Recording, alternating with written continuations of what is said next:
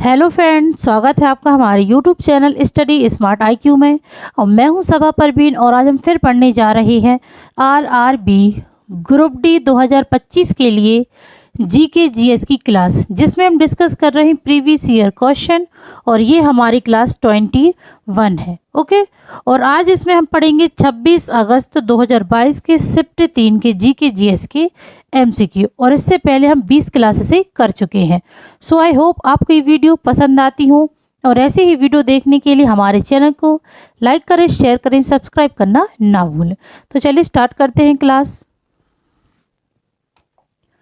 First question है, भारतीय राष्ट्रीय कांग्रेस का प्रथम अधिवेशन कहाँ हुआ था? तो भारतीय राष्ट्रीय कांग्रेस का प्रथम अधिवेशन कहाँ हुआ था? सबसे पहले हम बात करें भारतीय राष्ट्रीय कांग्रेस की स्थापना कब और कहाँ हुई थी। तो भारतीय राष्ट्रीय कांग्रेस की स्थापना हुई थी 1885 में बॉम्बे में। ठीक है, 1885 में बॉम्बे में इसकी स्थापना हुई थी गोकुलदास तेजपाल संस्कृत महाविद्यालय में।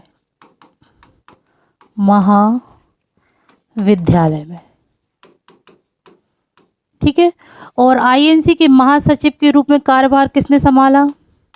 महासचिव के रूप में कार्यभार तो यह संभाला था ए ओ ह्यूम ने। ओके, ए ओ ह्यूम ने महासचिव के रूप में कार्यभार संभाला था।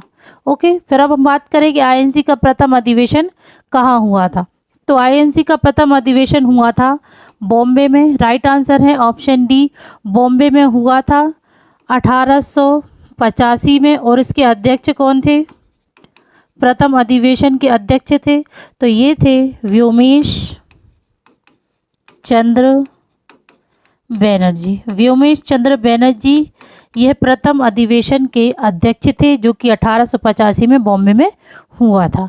ठीक है, अब हम यहाँ पे अगर बात करें कि पहले पारसी अध्यक्ष, ठीक है, पहले पारसी अध्यक्ष, तो पहले पारसी अध्यक्ष कौन थे? तो ये थे दादा भाई नौरोजी।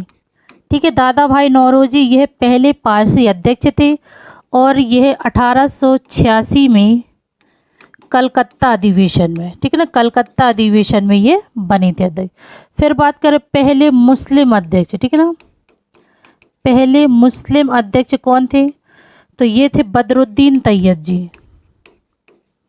बदरुद्दीन तैयब जी, ठीक है, बदरुद्दीन तैयब जी ये कब बने थे?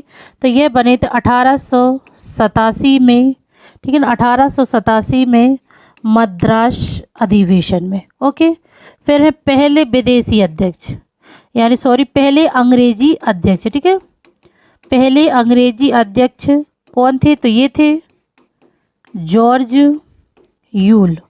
ठीक है, जॉर्ज यूल ये पहले अंग्रेजी अध्यक्ष थे और ये 1888 में,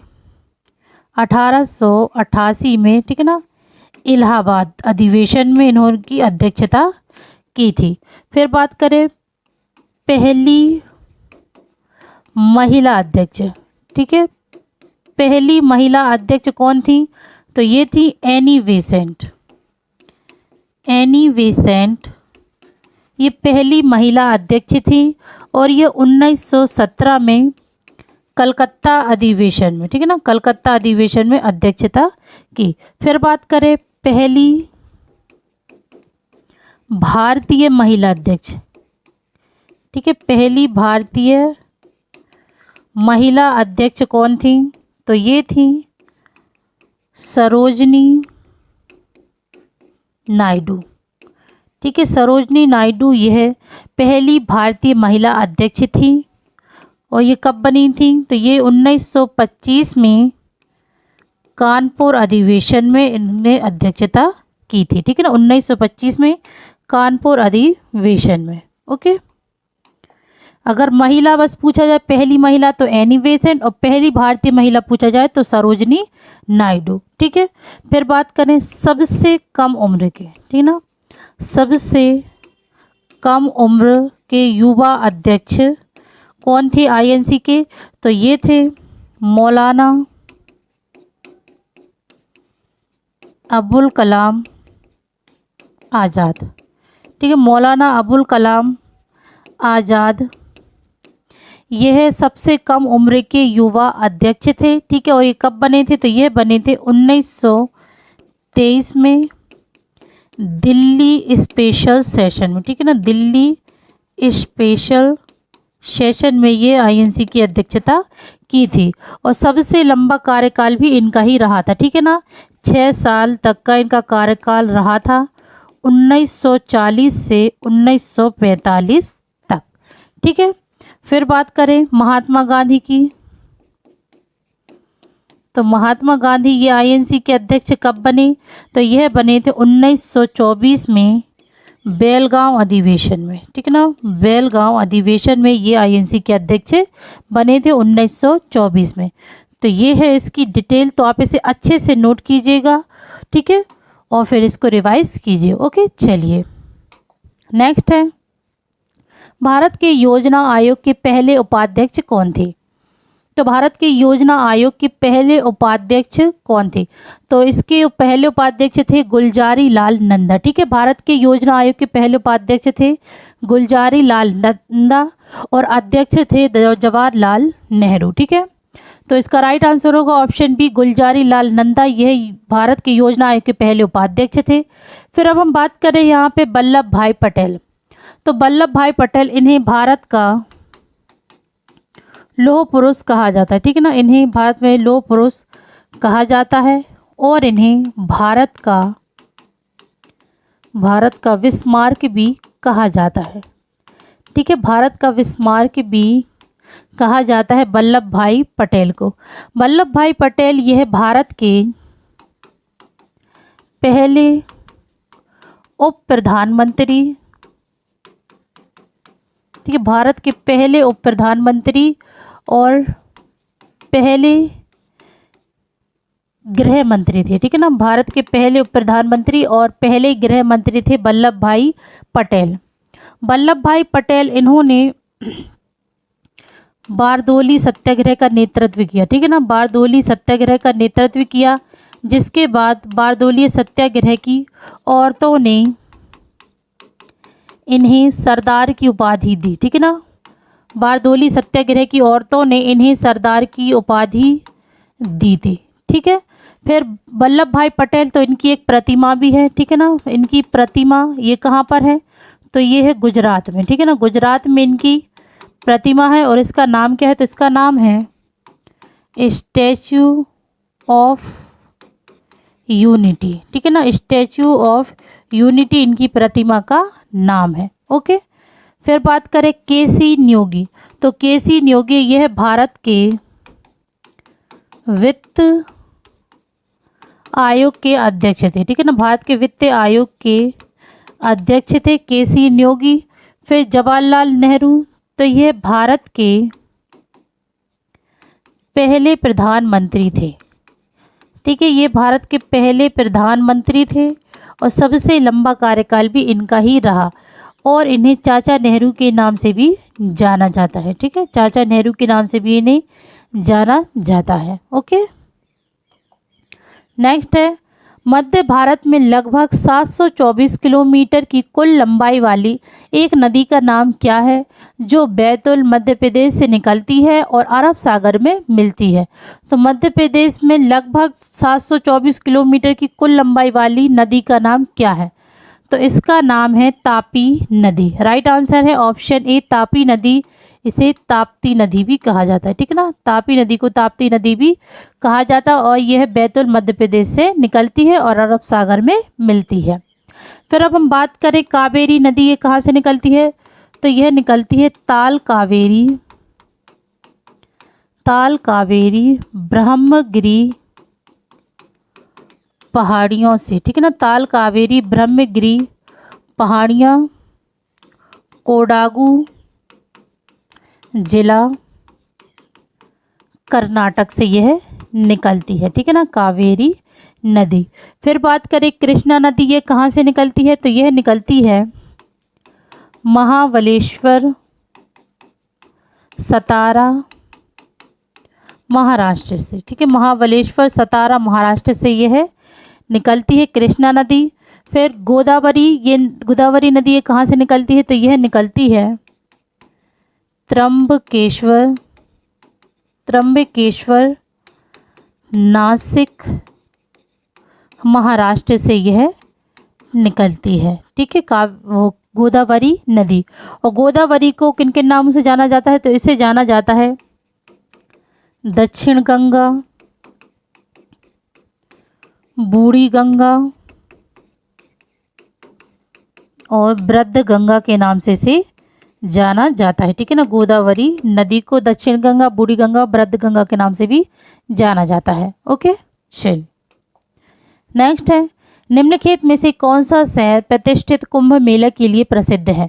तो कौन सा शहर प्रतिष्ठित है जो कुंभ मेले के लिए प्रसिद्ध है? तो कुंभ मेले के लिए प्रसिद्ध शहर कौन सा है? तो ये है प्रयागराज। राइट आंसर है ऑप्शन सी, प्रयागराज। यहाँ पर कुंभ मेला आयोजित किया जाता है और कुंभ मेला ये 12 साल में एक बार होता है। ठीक है ना, 12 साल में एक बार लगाया जाता है कुंभ मेला, और हाल ही में भी कुंभ मेले का आयोजन हुआ था। ठीक है ना, तो कुंभ मेला ये कहाँ पर लगाया जाता है? ये 4 स्थलों पर लगाया जाता है। ठीक है ना, 4 स्थलों पर कुंभ मेले का आयोजन होता है। पहला तो हो गया प्रयागराज, फिर है हरिद्वार, ठीक है ना, हरिद्वार में, नासिक में और उज्जैन में। ठीक है ना, कुंभ मेले का आयोजन होता है। ओके, नेक्स्ट है, निम्नलिखित में से किस देश से भारतीय संविधान द्वारा व्यापार की स्वतंत्रता विशेषता ली गई है? तो किस देश से भारतीय संविधान द्वारा व्यापार की स्वतंत्रता की विशेषता ली गई है? तो यह ली गई है ऑस्ट्रेलिया से। राइट आंसर है ऑप्शन डी, ऑस्ट्रेलिया से। सोवियत संघ और रूस यानी कि, तो यहाँ से क्या लिए गए? यहाँ से लिए गए मौलिक कर्तव्य। ठीक है, मौलिक कर्तव्य लिए गए हैं सोवियत संघ से। ओके, नेक्स्ट है, भारत के संविधान के अनुच्छेद 24 के अनुसार जो शोषण के विरुद्ध अधिकार से संबंधित है, किसी कारखाने या खान में काम करने के लिए सरकार द्वारा निर्धारित न्यूनतम आयु क्या है? तो भारत के संविधान के अनुच्छेद 24 के अनुसार जो शोषण के विरुद्ध अधिकार से संबंधित है, तो इसमें किसी कारखाने या खान में काम करने के लिए सरकार द्वारा निर्धारित न्यूनतम आयु कितनी होगी? तो ये होगी 14 वर्ष। राइट आंसर है ऑप्शन ए, 14 वर्ष की आयु न्यूनतम। ओके, नेक्स्ट है, नीचे दिए गए कथनों पर विचार कीजिए और सही उत्तर पहचानिए। पहला कथन है, प्रबल अम्ल और प्रबल क्षार के लवण 7 के pH मान के साथ उदासीन होते हैं। तो ये तो सही है। फिर है कथन 2, प्रबल अम्ल और दुर्बल क्षार के लवण अम्लीय होते हैं जिनका pH मान 7 से कम होता है।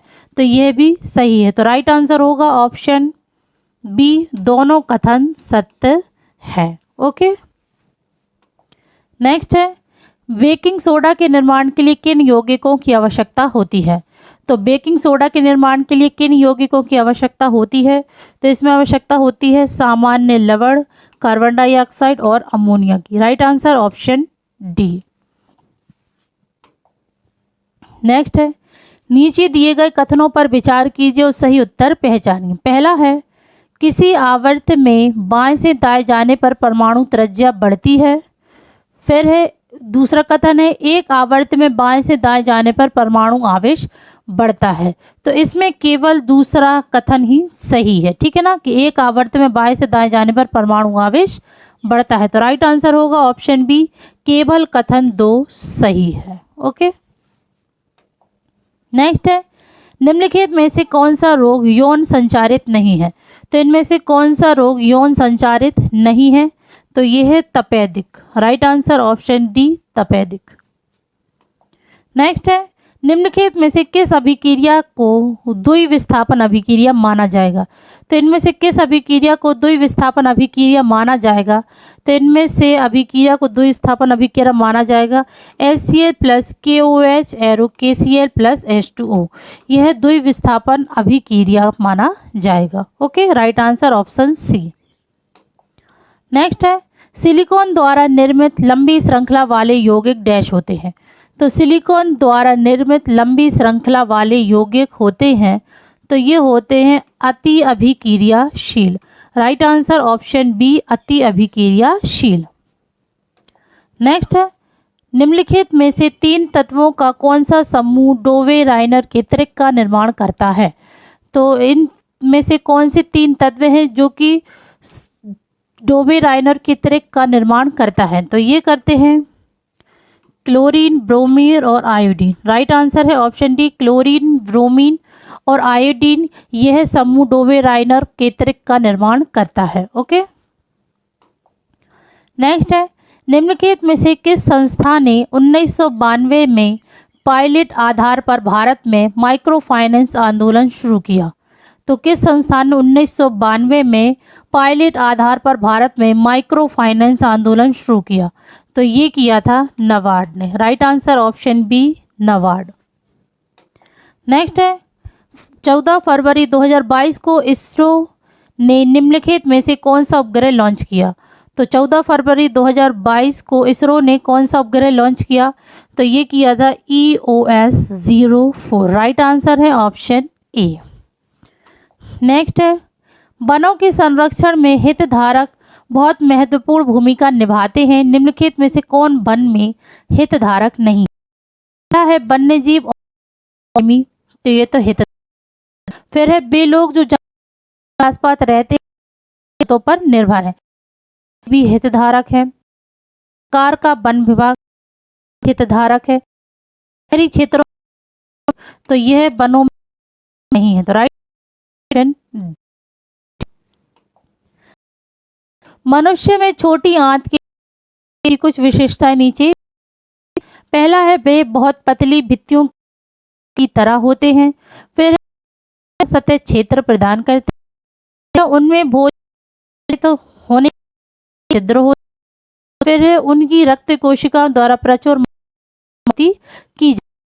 तो मनुष्य में छोटी आंतरिक दीर्घ है। चौथा, ठीक है ना, पतली भित्तियों के साथ वे क्षेत्र प्रदान करते हैं और उनकी रक्त प्रचुर मात्रा में आपूर्ति। तो राइट आंसर हो 1, 2 और 4।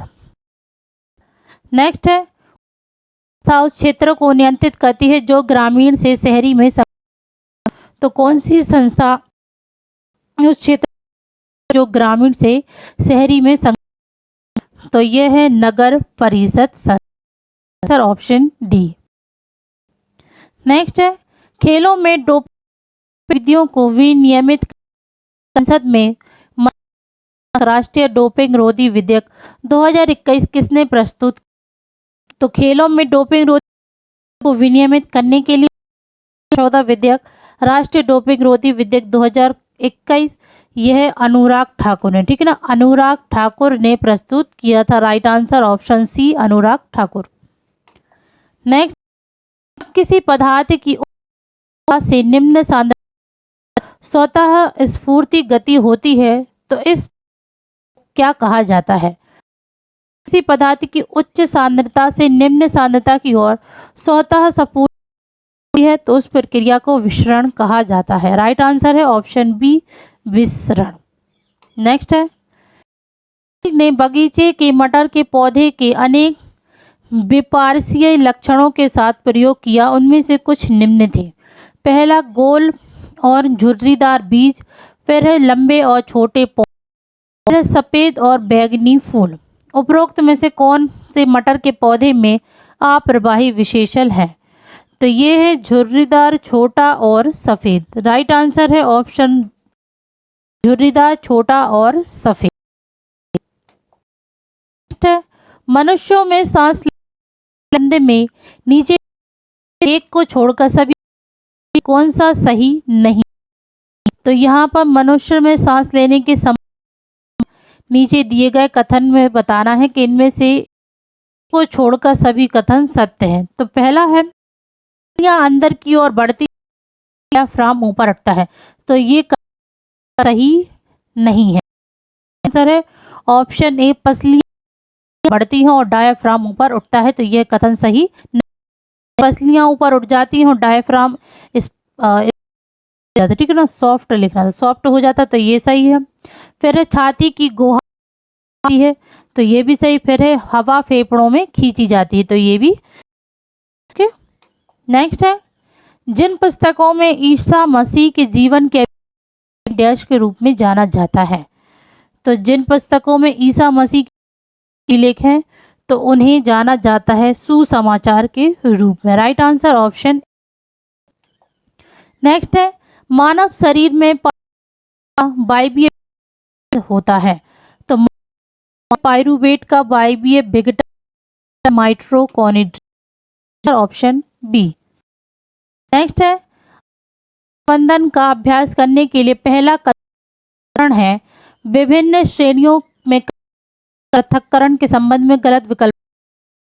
पहला है उन सामग्रियों की पहचान करने में मदद राजस्व अर्जित के लिए बेचा जा सकता है। तो ये कथन तो सही है। फिर है यह पुनःचक्रण के लिए उपयुक्त सेब वस्तुओं के को फेंक, तो ये भी सही है। फिर है यह लैंडफिल में जाने वाले कचरे की मात्रा को बढ़ाता है, तो ये कथन गलत है। फिर है पृथक्करण कचरे के निपटान पर खर्चे किए करने में मदद करता है, तो ये भी सही है। तो इसका राइट आंसर होगा ऑप्शन सी, यह लैंडफिल में जाने वाले कचरे की मात्रा को बढ़ाता है, तो ये गलत है। ओके, नेक्स्ट है, सरकारी बचत की भरपाई के लिए परिवार बचत बढ़ाते हैं, निम्नलिखित में से किसने उपरोक्त सिद्धांत दिया। तो बढ़ी हुई सरकारी बचत की भरपाई के लिए परिवार बचत बढ़ाते हैं, तो ये उपरोक्त सिद्धांत दिया डेविड रिकार्डो ने। Right answer D, David. फिर बात करें हम तो बी आर अम्बेडकर, इन्हें बाबा साहेब के नाम से जाना जाता है, ठीक है ना, बाबा साहेब के नाम से इन्हें जाना जाता है। और यह भारत के पहले कानून मंत्री थे, ठीक है ना, पहले कानून मंत्री नियुक्त हुए थे डॉक्टर बी आर अम्बेडकर, और इन्हें संविधान का निर्माता कहा जाता है, ठीक है, का निर्माता और प्रारूप समिति के अध्यक्ष, ठीक है, प्रारूप मसौदा समिति डॉक्टर बी अम्बेडकर। भारत का स्वामित्व वाला पार्क 2022 में खोला गया। हरियाणा सरकार की संस्था द्वारा इस पार्क को गया था, तो के सहयोग से किस इस पार्क को बढ़ाया, तो ये है संगठन, ऑप्शन सी, फिक्की महिला द्वारा। नेक्स्ट है, इस प्रकार कार्बन की अधिक होने है, कोयले में सबसे अधिक होने के लिए जाना जाता है एंथ्रेक्स, ऑप्शन डी। नेक्स्ट है, एक परिनालिका के कारण के बारे में पर विचार कीजिए। पहला है परिनालिका के क्षेत्र एक, तो ये सही है। परिनालिका उत्तर व्यवहार करता है और दूसरा एक दक्षिणी ध्रुव करता है, तो ये भी उपरोक्त में से कथन सही नहीं सही है। आंसर है ऑप्शन और बी दोनों। परावैंगनी विकिरण की उपस्थिति क्लोराइड और silver chloride silver in gas में परिवर्तित हो जाता है, खेत में से किस, तो परावैंगनी उपस्थिति में सिल्वर और क्लोरीन परिवर्तित हो जाता है। प्रकाश अपघटन अभिक्रिया का राइट आंसर है मीथेन और में मिथाइल क्लोराइड का निर्माण किस प्रकार किया, तो क्लोराइड का निर्माण ये अभिक्रिया प्रतिस्थापन राइट आंसर ऑप्शन। नेक्स्ट है, सितंबर किस राज्य मिशन शक्ति के चरण निर्भया एक पहल योजना शुरू, किस राज्य सरकार ने मिशन शक्ति निर्भया एक पहल योजना तो ये की है उत्तर प्रदेश ने। राइट आंसर ऑप्शन प्रदेश। राज्यसभा के महासचिव के में से किसके द्वारा की जाती है, राज्यसभा के महासचिव किसके द्वारा की जाती है, तो के सभापति के। Right answer option C. Sports for unity बढ़ावा देने के लिए एक भाग के रूप में गुजरात 2022 में कुल कितने खेल प्रस्तावित? तो स्पोर्ट्स फॉर यूनिटी बढ़ावा देने के लिए नीति के एक भाग के रूप में गुजरात 2022 में 36 खेल प्रतिस्थापित ठीक है ना, 36 खेल प्रस्तावित है। नेक्स्ट है, शास्त्रीय भाषा के बारे में निम्नलिखित में से कौन सा कथन गलत है? पहला है, किसी भाषा के शास्त्रीय होने के लिए शास्त्रीय भाषा और साहित्य का आधुनिक से अलग होना, तो यह कथन तो सही है। फिर है, शास्त्रीय माने जाने के लिए कम से कम 2 मिलियन लोगों का भाषा बोलना चाहिए, तो यह कथन गलत है।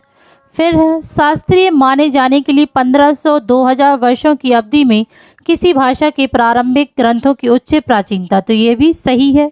फिर है, किसी भाषा के शास्त्रीय होने के लिए साहित्यिक परंपरा मौलिक होनी चाहिए और किसी अन्य भाषण समुदाय से उधार नहीं ली जानी चाहिए, तो ये भी सही है। तो इसमें कथन गलत है ऑप्शन बी, शास्त्रीय माने जाने के लिए कम से कम 2 मिलियन लोगों को भाषा बोलनी चाहिए, ये कथन गलत है। ओके, नेक्स्ट है, यदि औसत उत्पादन घट रहा है तो सीमांत उत्पादन पर क्या प्रभाव पड़ेगा?